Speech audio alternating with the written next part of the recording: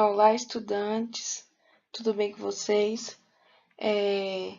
Meu nome é Mariana Gonçalves, eu sou estudante do quarto semestre de farmácia da Unifac Feira de Santana.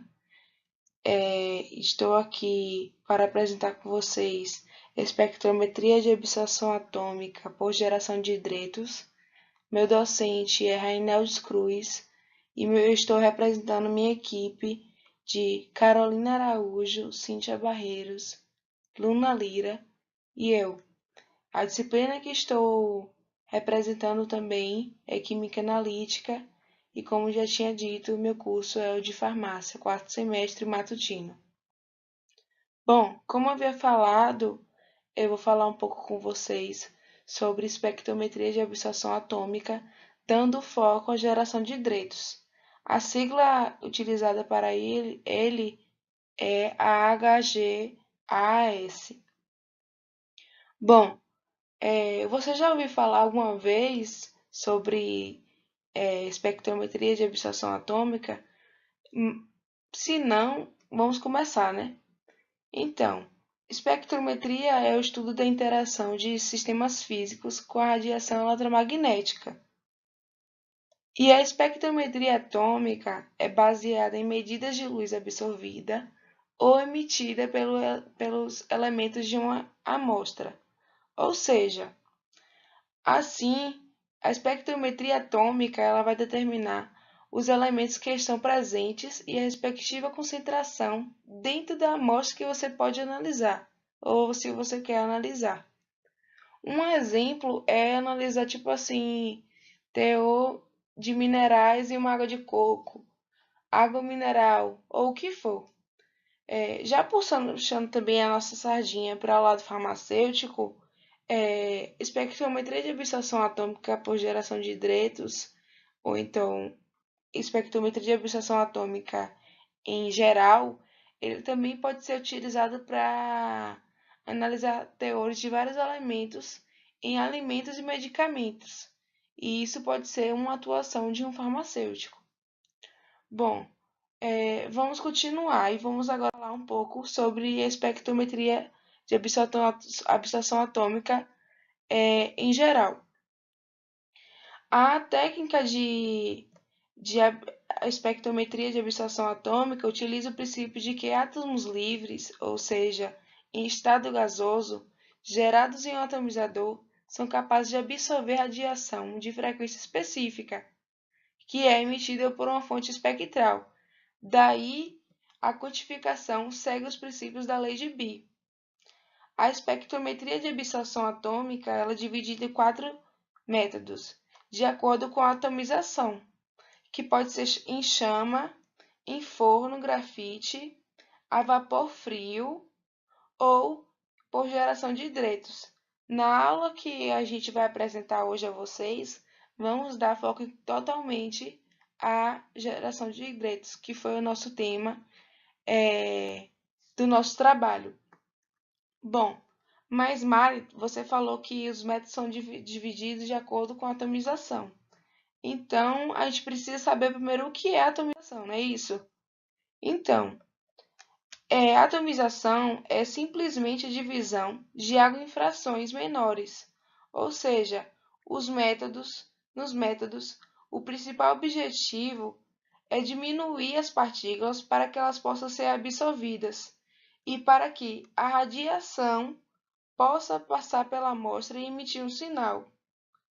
E agora, para entender tudo isso que a gente vai querer ver aqui agora, a gente precisa entender primeiro por quê. Vamos agora entender o contexto histórico, como é que quem foi que descobriu e todos os avanços dados através desse estudo.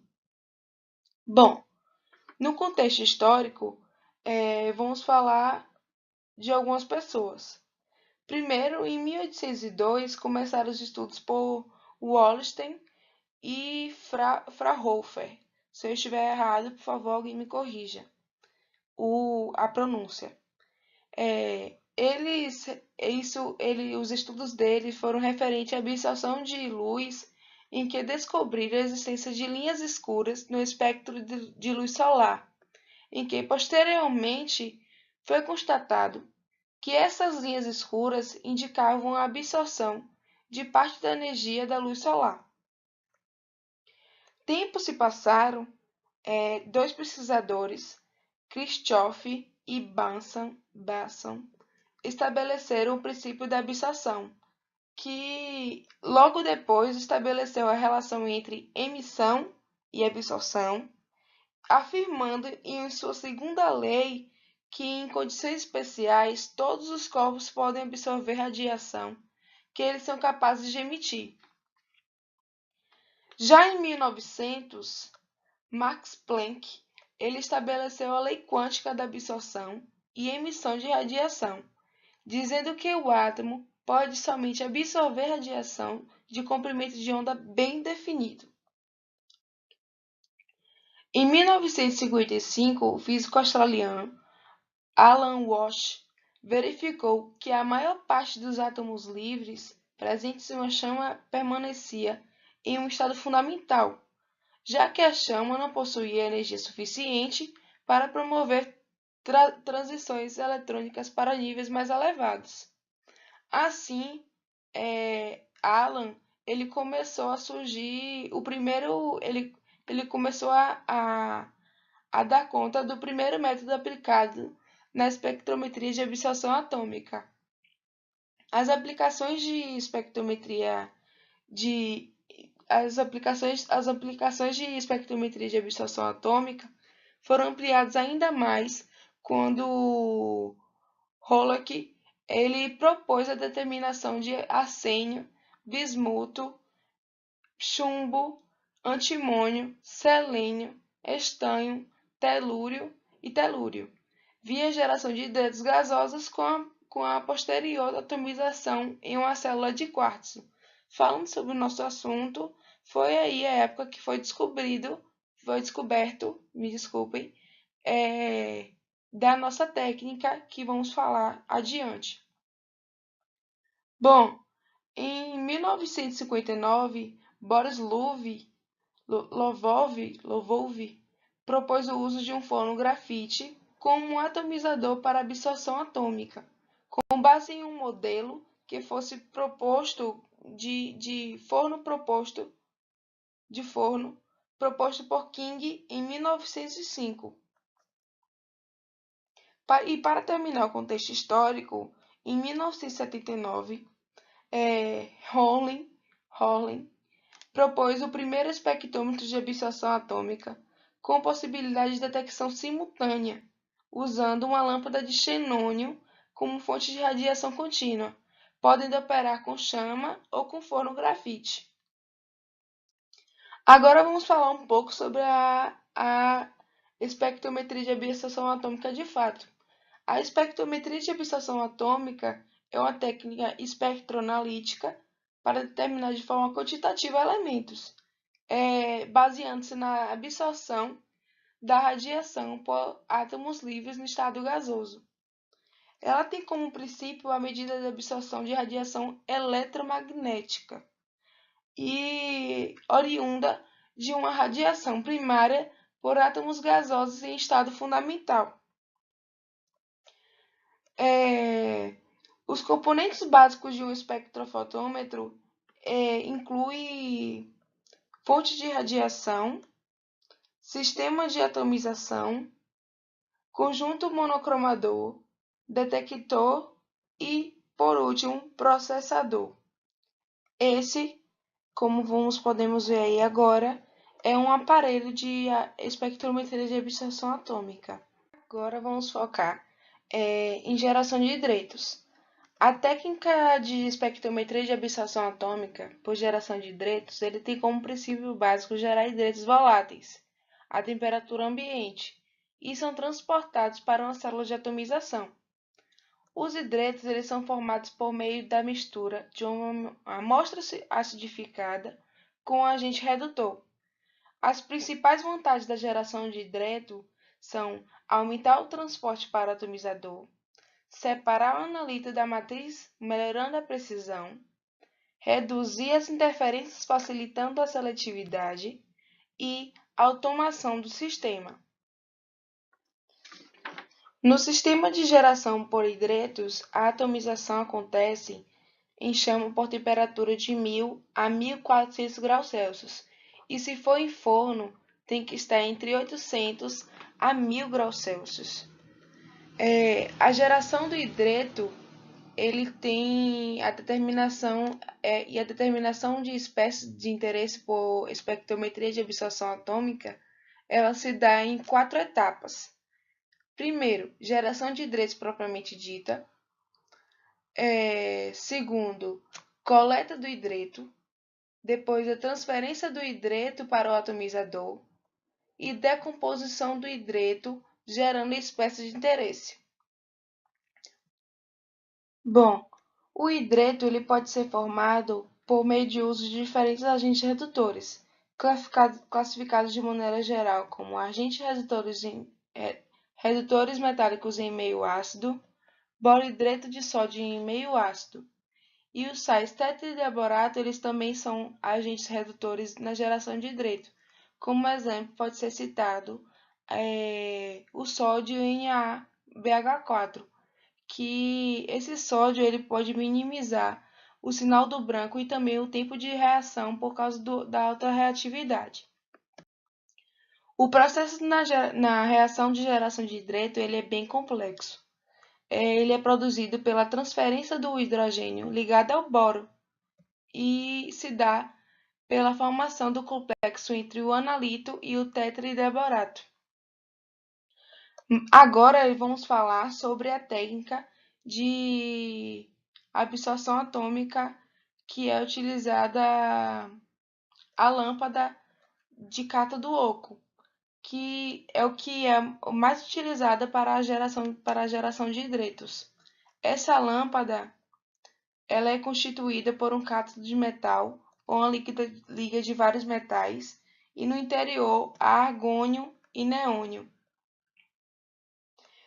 Segundo um pesquisador chamado Barros, que em 2008 fez uma pesquisa, ele diz que as lâmpadas são constituídas em vidro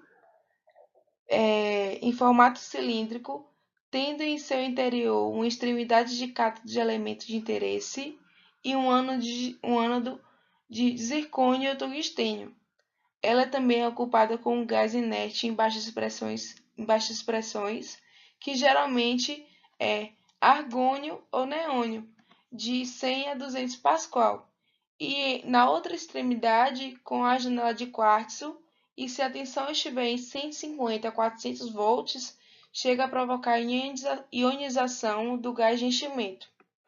Com a formação dos cátions, ocorre também a atração e forte colisão com o cátodo, que provoca a retirada dos átomos do elemento de interesse da sua superfície, assim passando ao estado de vapor, no que expõe a choques com os íons do gás de preenchimento, em direção ao cátodo em alta aceleração. Porém, esses choques geram também excitação energética nos átomos do elemento de interesse e, ao voltarem ao estado fundamental, causa radiação em comprimentos de ondas específicos. Este aqui, como vocês estão vendo aí no slide, é a lâmpada de cátodo oco. Agora vamos falar brevemente sobre outras lâmpadas que também são utilizadas na espectrometria de absorção atômica, que é a lâmpada de fonte contínua, que pode ser também chamada de lâmpada de espectro contínuo, no qual ela procede por uma potência de 300 watts em uma pressão de 50 bar e uma temperatura de 10 graus Celsius. O lançamento corresponde à faixa contínua entre 190 a 850 nanômetros e logo a intensidade do lançamento excede uma lâmpada de cátodo oco, que em pelo menos 3 ordens de magnitude. Essa aí, como vocês podem ver, é a lâmpada de espectro contínuo.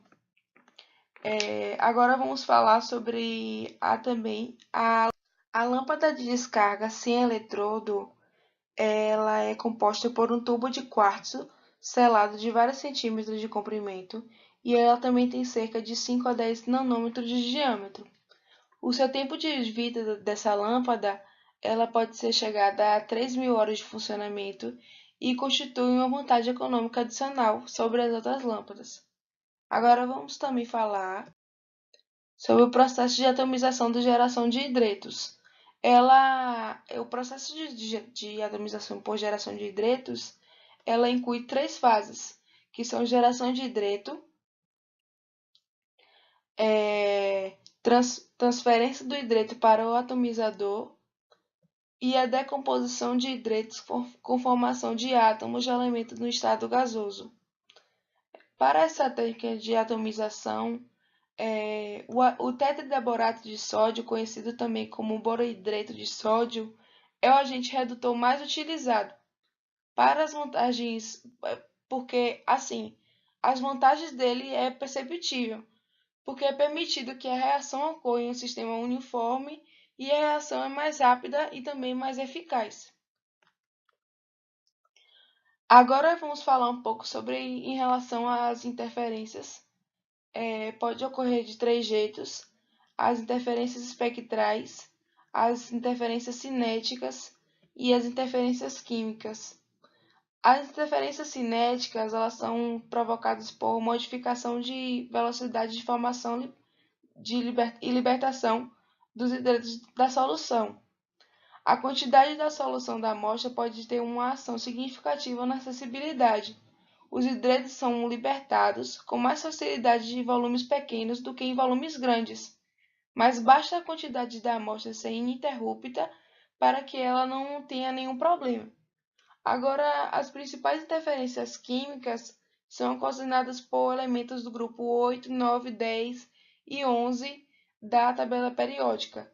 Um cátion metálico de transição existente na geração de hidreto, ele pode ser diminuído pelo tetrahidrato de sódio e também, ocasionando assim, ele pode precipitar. Sobre as vantagens desse método, a geração de elemento de matriz,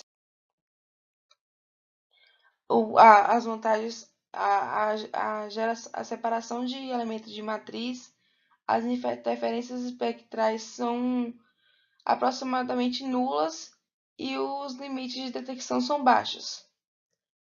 E as desvantagens é que poucos elementos produzem hidretos estáveis, dependendo de vários parâmetros, como o estado de oxidação do analito, o tempo de reação, a pressão do gás, a concentração e o volume da solução, a temperatura e a temperatura da célula. Sobre o detector agora falando, ela é um detector fotomultiplicadora, converte o sinal luminoso, fótons em sinal elétrico. Ele é formado por um tubo também de vidro ou de quartzo sobre vácuo, no qual existe um conjunto de placas metálicas interligadas. O aparelho que utiliza esse detector, ele deve fazer com que esses comprimentos de onda individuais o atinja para que ele seja identificado um sinal de corrente, que será modificado em sinal de absorbância. E assim terminamos nossa aula. Aqui estão as referências que foram utilizadas para esse slide. Para mais dúvidas, podem comentar aí nos comentários aí embaixo e podem deixar likes também. Muito obrigada, gente!